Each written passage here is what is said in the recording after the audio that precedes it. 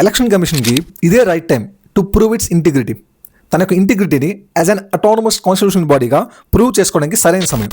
ఎందుకంటే అక్కడ వచ్చిన ఎలిగేషన్స్ నార్మల్ ఎలిగేషన్ కాదు. ఆయన చాలా ఎలిగేషన్ చేశారు. దానిలో నాకు వెరీ సీరియస్గా అనిపించినవి కొన్ని మీకు చెప్తున్నా. అదేంటంటే ఎలక్ట్రానిక్ డేటా ఇవ్వకపోవడం. నేను ఈసీఐ వెబ్సైట్లోకి అఫీషియల్గా వెళ్ళి చూసాను అనమాట. నేను ఒక స్క్రీన్ రికార్డింగ్ పెడతా చూడండి.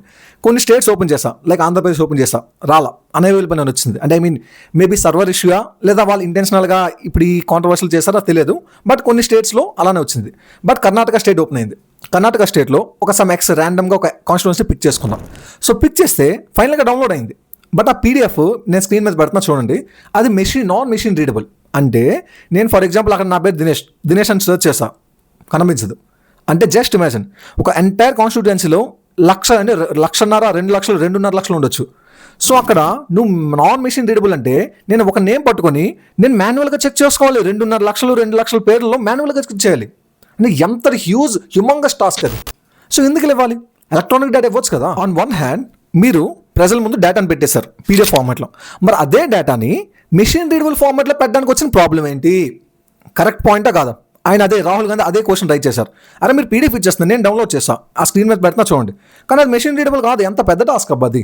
సో అది ఎలక్ట్రానిక్లో ఇవ్వండి, ప్రాబ్లం ఏంటి? అదేమైనా క్లాసిఫైడ్ ఇన్ఫర్మేషనా? కాదు. సో ఇది నాకు very valid and very serious allegation అనిపించింది. ఇది అయిపోయింది. ఇంకోటి ఏంటో తెలుసా? ఏదైతే ఫామ్ 6 ఇది వెరీ సీరియస్ అబ్బా. ఎందుకంటే ఫామ్ 6 అంటే న్యూగా వచ్చిన ఓటర్స్, అంటే 18 నుండి 22 వయసులో ఉండేవాళ్ళు. సో అలాంటి లిస్టులోకి 70 ఏళ్ళు, 80 ఏళ్ళు, 90 ఏళ్ళు వచ్చిన వాళ్ళు ఎలా వచ్చారు? వెరీ సీరియస్ ఎలిగేషన్ కదా. మరి దీనికి ఆన్సర్ చెప్పాలి కదా ఈసీఐ. సరే ఇది అయిపోయింది. ఒకే ఇంట్లో 80 మంది ఉండేది. మీడియా వెళ్ళి అక్కడ వెరిఫై చేస్తే గ్రౌండ్ లెవెల్లో ఒక చిన్న రూమ్ అబ్బది, దానిలో 80 మంది ఓటర్స్ రిజిస్టర్ అయ్యారు. ఇది వెరీ సీరియస్ ఎలిగేషన్. ఇంకొక ఎలిగేషన్, హౌస్ నెంబర్ 0 ఉంది. సరే హౌస్ నెంబర్ 0 ఉండొచ్చు, రూరల్ ఏరియాస్లో హౌస్ నెంబర్ ఉండకపోవచ్చు. సరే ఇది పక్కన పెడదాం.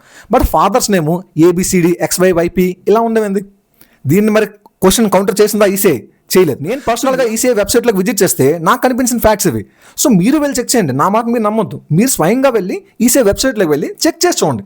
అప్పుడు ఒక ఒపీనియన్ ఫామ్ చేసుకుందాం. ఈ సోషల్ మీడియాలో పార్టీస్కి IT సెల్స్ ఉంటాయి. సో వాళ్ళకు నెరేటివ్ క్రియేట్ చేస్తారు. ఆ నెరేటివ్ ట్రాప్లో పడొద్దు. మనం కొంత 5 నిమిషాలు టైం తీసుకొని వెళ్ళి చూద్దాం. అప్పుడు ఒక ఒపీనియన్ ఫామ్ చేసుకుందాం. సో నేను అందుకే అంటున్నా, ఎలక్షన్ కమిషన్కి ఖచ్చితంగా గట్టిగా క్వశ్చన్ చేసే టైం ఇప్పుడు వచ్చింది. ఎందుకంటే కాన్స్టిట్యూషన్ బాడీ అబ్బా, అందులో కూడా ఇన్ కేసు ఈ ఎలిగేషన్స్ నిజం అవ్వచ్చు, కాకపోవచ్చు. బట్ అయితే ఎంత సీరియస్ మిస్టేక్ అది. సో మనం ఛాన్స్ తీసుకోకూడదు. వచ్చిందే టైం, గట్టిగా క్వశ్చన్ చేద్దాం. ఇప్పటికైనా రిఫార్మ్స్ తీసుకొని అడగాలి.